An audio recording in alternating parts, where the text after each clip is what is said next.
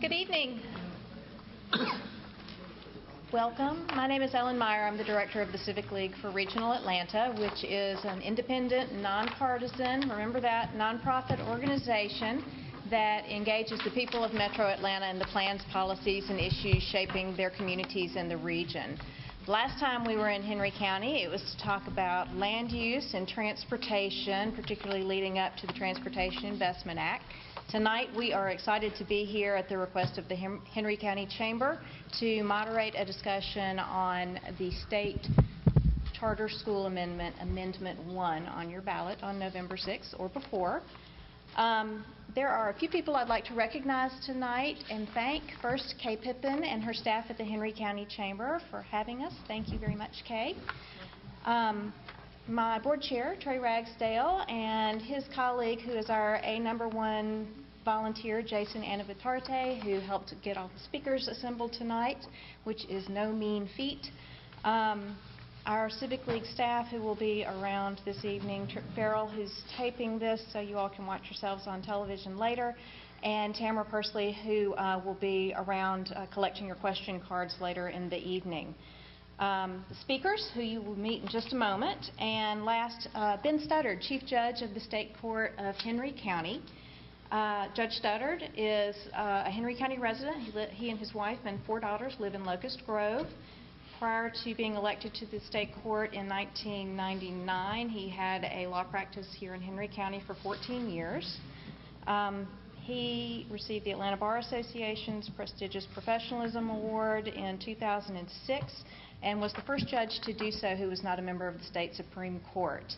When Judge Studdard is not being a judge, he likes to play the tenor saxophone. And my favorite part of his bio is that he competed on Jeopardy in 2002, and he says that he almost won. So, I know. So he's the perfect guy to moderate something like this. He will keep us moving, and I'm confident that he is going to do a fantastic job. Again, thank you for being here tonight. If you would like for us to let you know next time we're going to be in Henry County doing an event on education, transportation, land use, whatever, Tamara's got some information about our organization at the door that you can grab as you leave.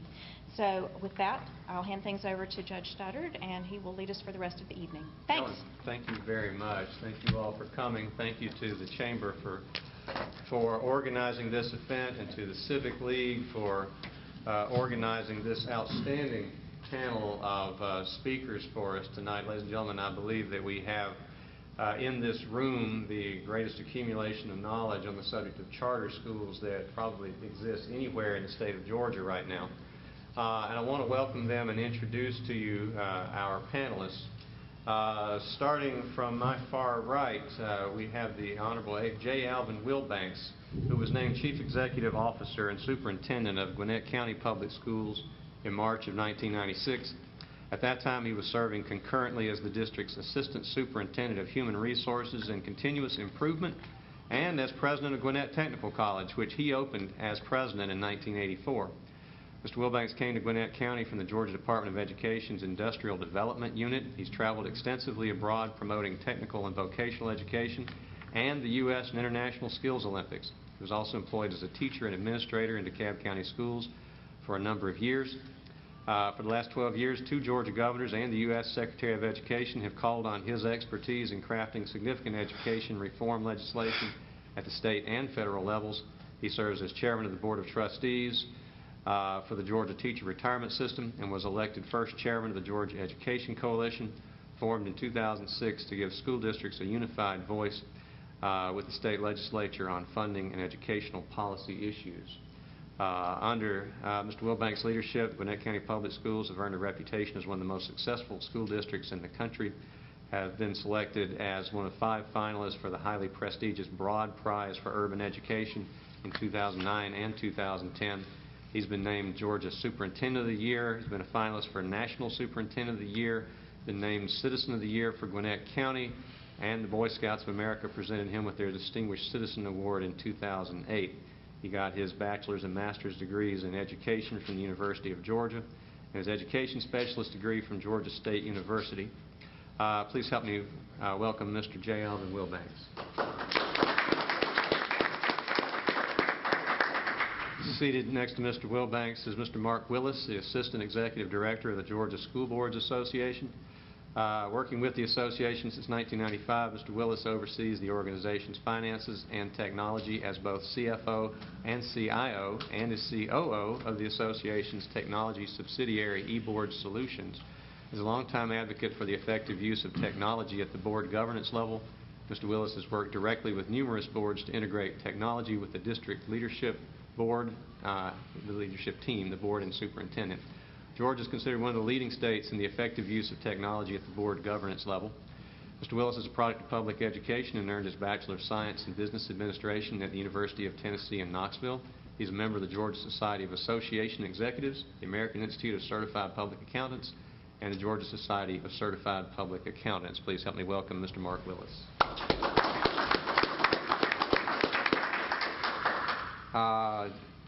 Closer to me on the left, Mr. Kelly McCutchen, President and Chief Executive Officer of the Georgia Public Policy Foundation, an independent think tank that proposes practical, market-oriented approaches to public policy to improve the lives of Georgians. A native of Ellijay, Georgia, and a graduate of Georgia Tech, he was Assistant Vice President in the Trust Department of Trust Company Bank in Atlanta before joining the foundation in 1993.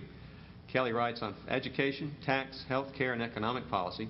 At the foundation, he has helped create the Civic Renewal Project that highlights the work of outstanding community-based organizations, the No Excuses program to recognize and study high-achieving, high-poverty public schools, and award-winning statewide report cards on education, crime, and taxes.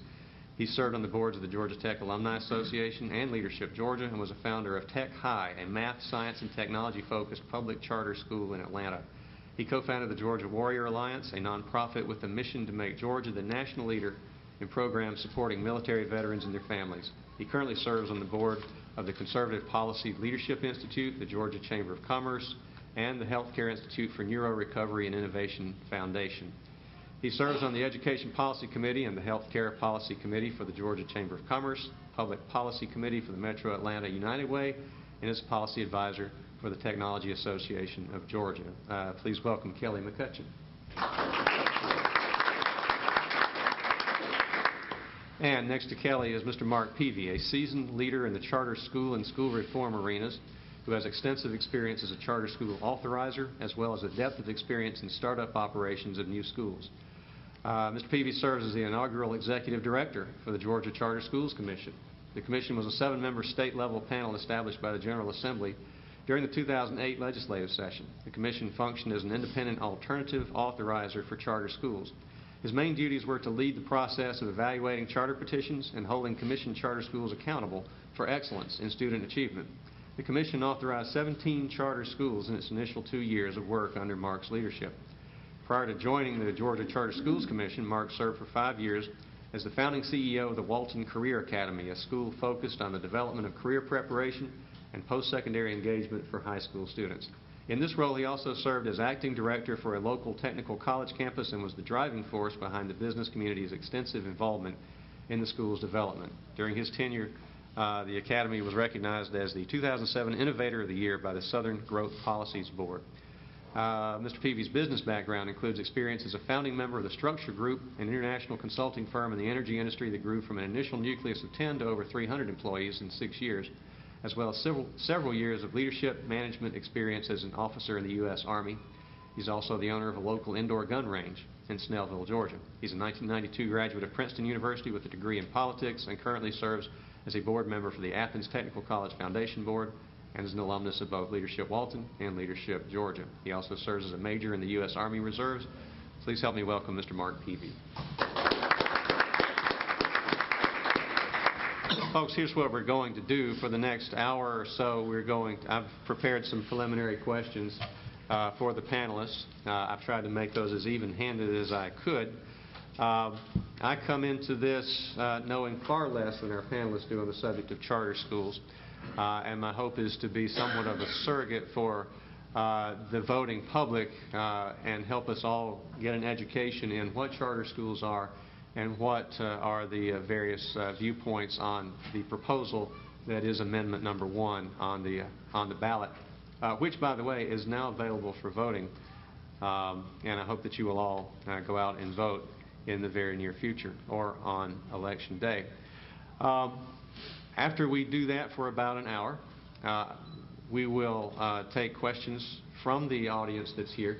Everyone coming in has been offered a index card with plenty of room to write questions. If you want to write down questions, and our Sergeant-at-Arms is going to be Tamara. She will take those, bring them to me, and I will try to ask as many of those as I can that are substantive as opposed to bringing in personalities, and also that are not duplicative of questions that may come up in the first hour. As a judge, I'm used to dealing with folks who are very passionate about their subject matter. And I know that there are folks on both sides of this issue who are very passionate about this subject. It's worthy of our very serious consideration of the arguments on both sides, and we can best do that if we don't devolve into personalities here. I know that our panelists have a wealth of information to share with us, and the goal here tonight is to get into that information and keep it on a professional level. I know that that's their intention, and I appreciate your support in doing that. So, having said all of that, gentlemen, let me ask you to start us off with a little basic opening statement on each side. In court, the party seeking some action gets to go first. That's the plaintiff in court. Here, I would think that that's the proponents of Amendment Number 1. So I'm going to look at Kelly and Mark here and say, gentlemen, give us a couple of minutes and explain to us the proposal that's at hand. Well, thank you, Judge Studdard, and thank you to the Civic League for hosting this event. I think this is a great opportunity for people to learn more and be educated voters. I was talking to Kay Pippin earlier about the T-SPLOS and traffic congestion, and clearly that's an economic issue, but we believe that more important than traffic congestion to our economy is education.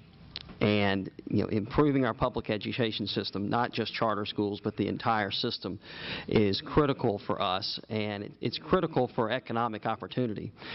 People that are wealthy or connected can find the right schools for their kids, but middle and lower class sometimes are frustrated in that efforts, and we believe a thriving charter school environment allows for that opportunity and that innovation within the public school framework, with all the rules that public schools have to play by. And this is not something, there's unintended consequences whenever we do something, but luckily we've had this in place already. We had it for 3 years before the Supreme Court ruled. I think it worked very well. We know what it looks like. We know that the authority of the authorizer at the state level was wielded, I think, very judiciously, as it should be, very carefully. And we can look at the result of the schools that were approved. And this is also not something that we thought of willy-nilly here in Georgia. There are 32 other states that have authorizers that are not local school boards.